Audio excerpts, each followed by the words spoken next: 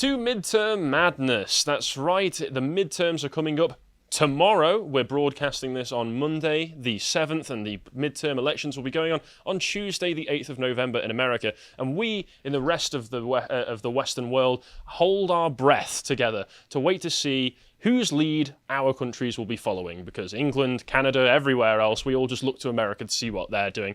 And there are some big things. It's a perk of being the global hegemon. It really is, isn't it? And some of the big topics that people are... is women's rights. Women's rights and abortions are what people are most afraid of, and it seems that that's what most people are using to try and... What, the economy? Money? Well, on the left, I should say. Yeah. On the right, inflation and the economy and other such things that are important to people's day-to-day money. Life. Yeah. All of these things are very important to the right, but to the Democrat base and to most of the left, they are being told that if they don't vote left, if they don't vote Democrat, then women's rights are in danger, and Roe v. Wade will stay overturned, whereas the Democrats desperately want to get Roe v. Wade back in place.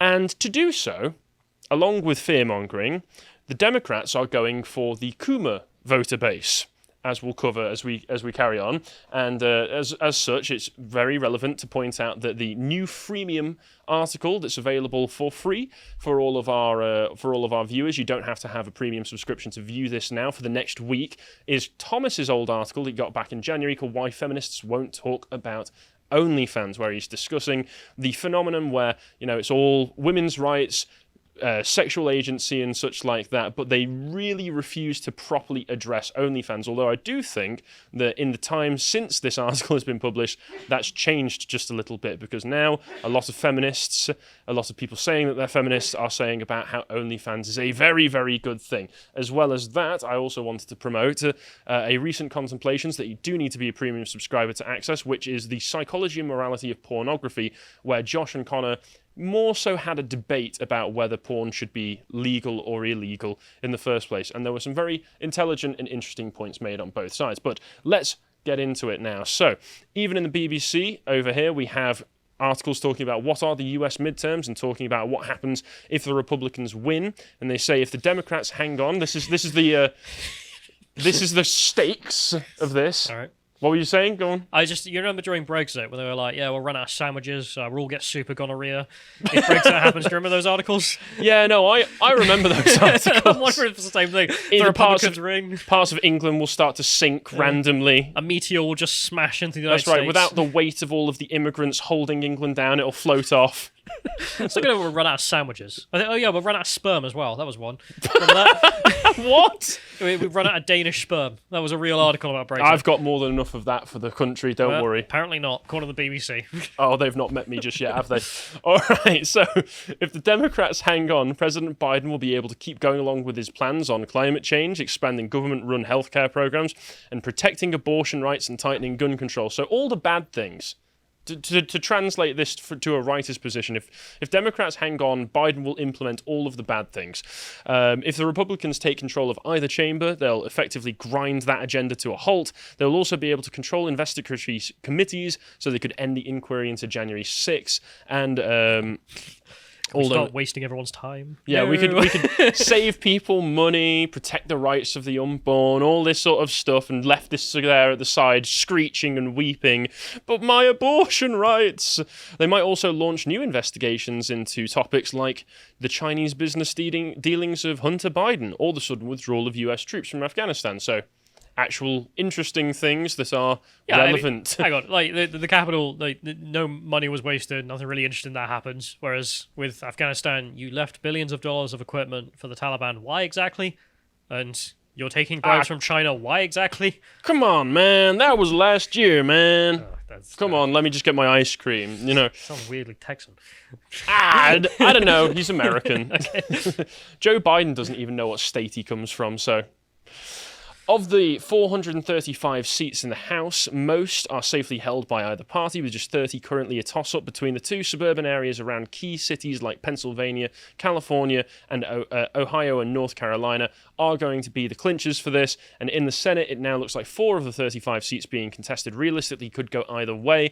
Pivotal races here are Nevada, Arizona, Georgia, and Pennsylvania. So from what I'm aware right now, the Democrats have the majority, but it's quite an almost even split, and it's similar in the House. House. So this could really tip things over to a Republican House, which could allow them to make some good headways. But that's all dependent on whether, Republicans are actually going to muster the political will to do things, because we had things like Roe v. Wade being overturned earlier this year, which was a great step in the right direction, but whether the rest of them who aren't Clarence Thomas will go ahead with anything, we'll see. But there is a bit of a sign for tomorrow that's kind of spooky, which is that tomorrow will be a blood moon. So perhaps there will be some trickery in the air. Perhaps unexpected things will happen. Tony D and Little Joan here. Yep, and we get all of the usual whining from all of the typical people. For instance, Robert Reich, I always find it funny that that's his surname, going on to The Guardian to write an article explaining how much of an NPC he is.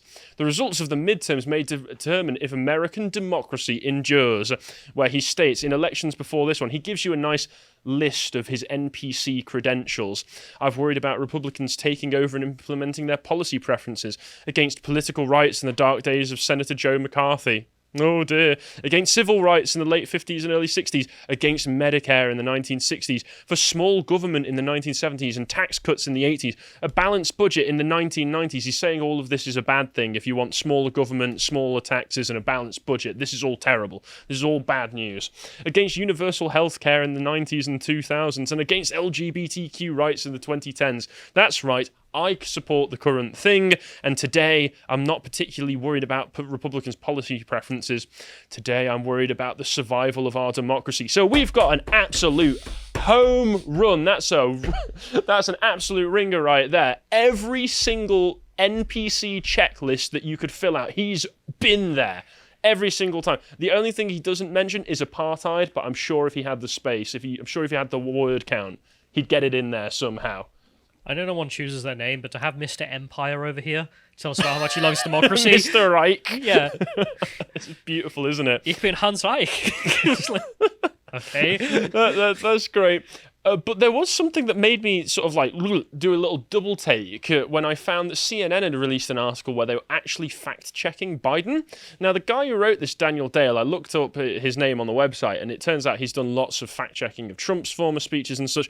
So maybe to give the appearance of, impartiality, he decided that, okay, I should probably actually fact-check Biden. And my God, he found everything wrong with everything Biden said. So I'm quite pleased to see that, including Biden at a Democratic fundraiser saying that on our watch, for the first time in 10 years, seniors are going to get the biggest increase in their Social Security checks they've ever gotten. But Biden's boasts leave out such critical context that they are highly misleading. He hasn't explained that the increase in Social Security payments for 2023, 8.7%, is unusually big simply because the inflation rate has been unusually big. Because there's a law from the 1970s that say that the two of them need to go hand in hand. It's the cost of living adjustment. So Biden's a liar, or at least highly misleading. Actually, you have to thank Nixon for that. Yeah, we do have to thank Nixon for that one. And Biden said in Florida on Tuesday, at my watch, for the first time in 10 years, seniors are getting an increase in their Social Security checks. And he says that this is just ridiculous because there's been a cost of living increase every year since 2017. So CNN actually pointing out that, yes, Biden does in fact lie. CNN has been very eager to hide other things related to the Biden family, but at least they're coming out and saying this just in time for the midterms. And when we actually look at the lineup of usual suspects, the lineup of candidates for the midterms, we can see that the Dems are not sending their best. Thank you for choosing to pause this on me pulling a soy face, John. I really appreciate that.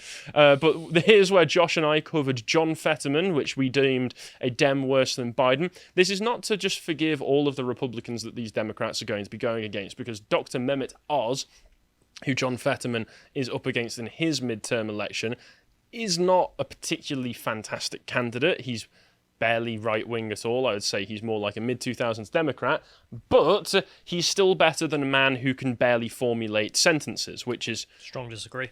All right, okay. I'm on team differently abled for this one. one. I'm sorry, I think Congress should be made up of the actually, mentally impaired.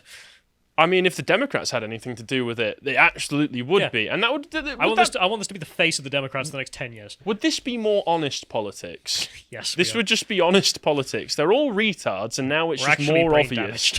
Yes. I mean, it's a tactical victory, is all I'm saying. Yeah, I suppose so. I mean, John Fetterman is a man who has had a stroke in the past year, and it's very, very clearly affected his cognitive abilities and his orating skills, and yet the Democrats have still been pushing him against... Still good enough for us. Yep. Yep. That is what's happened. I mean, look at our president. There you go. They're like, well, if we've got Biden in charge, I mean, at the end of the day, it just makes him easier to control for whoever's actually pulling the strings. He makes Biden look good. Is that what the strategy is? That might be. Wow. That might be. And like I said, the Dems are going all in on the Coomer voter base because this is how you win votes from Reddit, ladies and gentlemen. For instance, New York congressional candidate made a porn video in order to show how sex positive he was in his campaign. Now, this man, Representative Gerald Nadler, which sounds almost suspiciously close to Diddler. I've seen what he looks like. Yeah, he looks like Mr. Clean. He is a Democrat. He's a member of the Democrat Party, but he is running as an independent. He made a porn video and posted it on... he's running to unseat Gerald Nadler. Right, okay. Mike don't worry then. Itkiss. Have you seen Gerald Nadler before? No, I haven't. He's the guy who said Antifa was a myth. He's like 70, quite fat, really not attractive. I'm sure there's videos of him floating around on the internet if you went far enough to look. The man who actually made the porn video was Mike Itkiss, a self-described liberal independent candidate. And Josh told me that he's Josh and Connor, not Jonna. That's not. We don't have any staff called Jonna.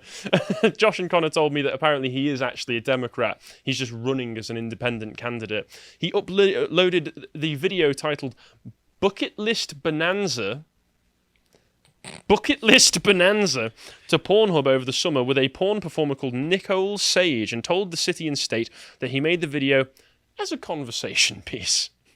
You know, when you're at a lovely fancy dinner party and you've really needed a conversation piece to start, and you go, "Hey everybody, I'll get the projector up. Would you like to see what I've been working on over the summer?" It certainly would get some conversations started. This is how far we've fallen. This is how far the West has fallen. He also said that simply talking about the issue of sex positivity wouldn't show others just how committed he is to the issue. Sorry, is this political though? I'm pretty sure he just wanted to have sex with this porn star. Porn's legal in the United States. It's like the capital of it for the planet. Well, all the productions are done there. They're all jumping over themselves to try and show not just that these things are legal, but they're encouraging these things as well. We want men and women to prostitute themselves from a very young age in this country now. That's the message they're sending out. You want to be a politician, so what policy are you going to change? Well, nothing. It's already legal. Well, so it's just they on want the face to push of it. it. It makes no damn sense. They'll probably start subsidising OnlyFans, Callum. That's what he's doing. And realistically speaking, all I see this as a subversion and transgression of normative standards within society that's been going on since the 1960s, and this is just pushing it all the way even further. When you allow sexual permissiveness to the degree that we have, there's no surprise that all of a sudden the politicians are going to start showing up on Pornhub. Really, is it? Because this isn't the only example. This isn't the only example of this. But he said if I would just talk about it, it wouldn't demonstrate my commitment to the issue. And the fact that I actually did it was a huge learning experience. It was a huge learning experience. My learning experience got everywhere. And it actually influenced... I bet there was a lot to learn if you're doing porn. Maybe? To make good porn, I imagine, is quite hard. I don't... I'm not going to continue that. Anyway. And it actually influenced items on my platform, he said. And I can only imagine that he was just thinking, I just really needed to show how hard my commitment to this subject was. Crazy. And how I'm just willing to plow through the BS and just do it because I have a deep, deep love for my platform. Is the kind of way that I would have, spun it if I were him. But he's not the only porn star running for Congress, because we've also got this woman who gained notoriety the other week when she posted her tweets thread saying about how we need to institute a right to sex. This Alexandra Hunt Would you mind just Googling her name and telling us the results that come up on this? Because this article is, I'm a former stripper running for Congress. I refuse to be ashamed. This is a post from the Huffington Post. Her name, Alexandra Hunt. Are you seeing any unusual results coming up? I'm not clicking on the images. Yeah, I bet you're not. Yeah. Because she's got an OnlyFans. She's got an OnlyFans that shows that when you type in her name on Google or any other search engine and just scroll down, you will find it there. Supposedly, according to Connor, who covered her the other phrasing, who spoke about her on a podcast segment the other day, she put in 35,000 of her own money that she made through OnlyFans to fund her congressional campaign. This, I don't know how, because that picture there is one of the only good ones I'm seeing. Callum's not impressed. He wouldn't pay for No, who would this. pay money for this? I mean, that's the funny thing as well, is that when I Googled her name, it came up with the link for her OnlyFans, and then directly underneath, leaks. It's like, seriously, we need higher level of politicians. This is not what you think of. Some former stripper OnlyFans whore is not what you should think of when you think of a statesman. Well, no, not necessarily. I mean, it could be logically consistent if there's actually something to be done. So I remember Brandy Love, for example. She's a porn star who, like, her kids left home and then she got into porn, so she waited until it was all dust and done to do that. But then she got into the Republican Party and she's a libertarian. And the reason she's in politics on that side is because she wants to ensure that her freedom to be able to do her job still is protected and not clamped down on. But to be a Dem and to run for it is just all kinds of weird. Like, literally the platform of censorship. Well, I wouldn't support that Brandy Love being a part of the Republican Party personally, but this is purely about they want to censor wholesome, virtuous things, and they want to encourage and enable and push on younger and younger age people. As we've covered it plenty of times, sexual degeneracy. So just having a whore run for Congress is perfectly in line with the Democrat platform, as far as I can tell. And there's more examples of this. If we go to the next one, this New York Post article, we all remember this lovely lady. Most of us can't remember what she looks like from the front. Do you not remember this? No. The Democratic Rhode Island State Senator Tiara Mack was ripped for a video of herself twerking that she posted on her official district TikTok page. So if you were just going through TikTok, why would you, for one? But if you were just going through TikTok and were wondering, oh, what's my local state senator up to, and tapped on this, you'd get an eyeful. You would get an eyeful. And it was on the 4th of July as well. This is her celebrating American independence. And off camera, you can hear somebody apparently saying, that ass, that ass, that ass. At which point she turns around to the camera and says, vote Senator Mack. The state senator advertised the clip as a promised senator thirst trap at Block Island with a little devil face. No, Would you vote for this woman? Well, what strikes me is none of this is even good. Like, even within the frame of, like, oh, let's do something lewd for the campaign. Even in terms of whores, your standards are low. No, but, like, think of Meloni, for example, in Italy. Like, she did something a little bit lewd. It's nothing like this, obviously. Did she? Like, her name means melons, and obviously melons is like boobs, and it's just funny. Oh, yeah. So she made, like, one Instagram post where she just had some melons and went, yeah, vote Meloni. That's just funny, though. That's a pun. But that's the thing. Like, it's a little bit lewd. Like, there's a reference to sex in that way. But this is just, like, look at my ass. I was like, what? Vote for me. And you'll see even more of my ass. It's just gross. I mean, seriously, though, if you... Actually, no. Could this be counterproductive? Because if you're the Kuma class, right...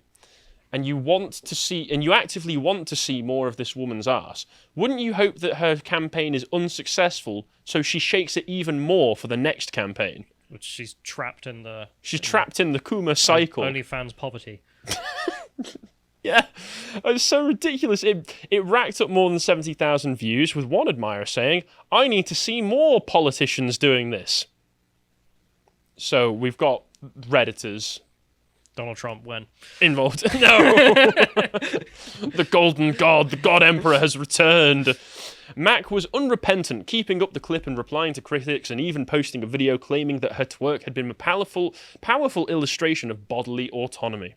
Conversations about my body twerking upside down are directly correlated to the conversation that's happening in the United States right now after the overturning of Roe v. Wade. So yes, she did it to promote bodily autonomy and therefore abortions, meaning that her twerking was a twerk in support of Roe v. Wade.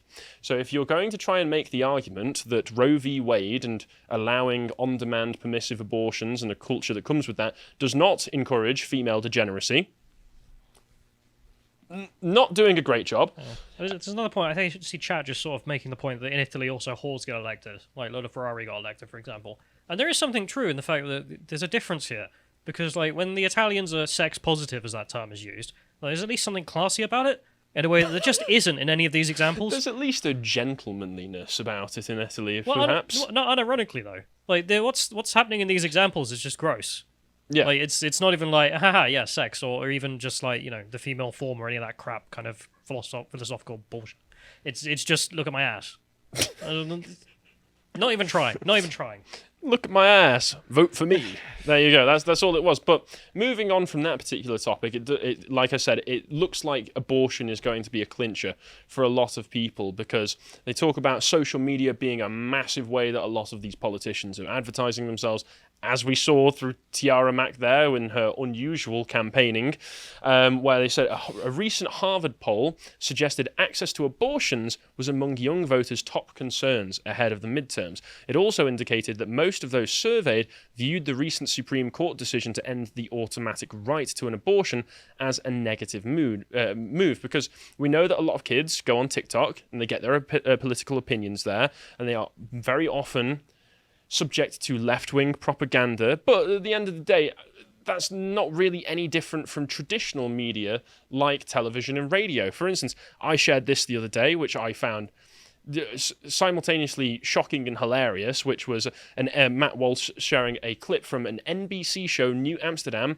portraying the overturning of Roe v. Wade, and he says it's honestly one of the funniest things I've ever seen in my life, an unintentional parody, where these men, these hard-faced fathers, with big love in their eyes, look over at their daughters as they realise that Roe v. Wade has been overturned and think, she can't be a whore now. I didn't see it that way. I saw this clip as them like, you can no longer abort your baby. And then it's like a time travel thing where it's like the baby they aborted is now born with them. And they're like, oh no, I have to raise this child now. Oh no, I'm a father, no! Yeah, that's how I saw this clip. That man dropping his cup as a baby materialises next to him. So overturning Roe v. Wade was not just now, it's for all time, including the previous times. Yeah, but like it's a Netflix documentary and like he looks around and there's a girl or something and he's like, oh no. Like, the daughter I aborted isn't aborted. The children like zombies begin approaching them, Daddy. Yeah. That's a good reading of that. I like that. But this is where it goes a bit less into parody and more into just the awful state of affairs that our culture is in right now. Because very, very controversially, the other day, NPR aired pro-abortion propaganda that featured audio of a vacuum aspirator device sucking out a woman's unborn twin babies on their program, the morning edition. The audio of this is floating around on Twitter. What the fuck? Yep. This was a pro-abortion thing. Imagine working at NPR and an intern comes to you and goes, I've got an idea for a show. I've got the audio, guys. No. I refuse to listen to this. I will never listen to this. There is nothing you could pay me to make me listen to this because I think I would go violently insane if I heard this. But from the article that they're talking about it, so a Michigan-based radio host, Kate Wells, glibly narrated an 11-minute segment detailing the time she spent at the Northland Family Planning Clinic outside of Detroit. So once again, this is all in favor of abortion, all in favor of pushing abortion. It's just normal. Normalize it. They always say that there's a reason that you don't see abortions on television, because if you saw what went on, people would be much more inclined to go against it. So I can only hope that if anything positive comes from this, that it is an optical nightmare, a disaster that completely backfires in their face. Because I could not imagine listening to someone have an abortion and come out of it thinking, yeah, that's the thing that we all need to have more of. You know, the woman, as Wells describes, has 2 little girls at home, but was pregnant with twins. When she told her 3-year-old daughter that she was going to abort the twins, the child replied, maybe another time. And the child may not recognize it right now, but I can't imagine that's going to do any good for the kids' mental health, when you just think to yourself, when you realise, when you're old enough to realise, well, I guess I'm lucky I'm alive because my mum could have just decided, nah, can't be bothered. Your life is conditional under these circumstances. She paints the abortion clinic with these descriptions. In the Northland waiting room, there are these inspirational quotes on the walls like, "Good women get abortions." Another one says, "A lot of beautiful, wise women have been here before and are here today." So this is just awful propaganda. And on a Twitter live action, live action president Leela Rose said, "This is what hell sounds like," because shockingly, there was a bit of backlash against this. March for Life President Gian F. Mancini said, "My prayer is often that the truth about abortion is brought into the light, but nothing prepared me for what this audio recording of an abortion would sound like." And there's a few other people like Michael Knowles and others are saying that this was absolutely disgusting. This was initially shared by Greg Price. I saw sharing this is what got a lot of traction. Like I said, if you have listened to this, if you could stomach it, I'm sorry that you went through that, because there's no way I'm going to listen to that, because I think it would upset me. The rest of everything was kind of going over a bit of the Twitter stuff, but I think we've covered that enough in the segment before this. So, yeah, Midterm Madness. Make sure you go out and vote tomorrow and vote for the right choice, which is inevitably, as always, not the leftist choice. If you appreciated that segment from the podcast of the Lotus Eaters, you can go to lotuseaters.com to get access to all the premium content we have on the site, such as the premium videos we do, this one on the politics of Black Panther. If you'd like to find out what else we're putting out, you can follow us on Getter at lotuseaters_com on Getter. Thank you and goodbye.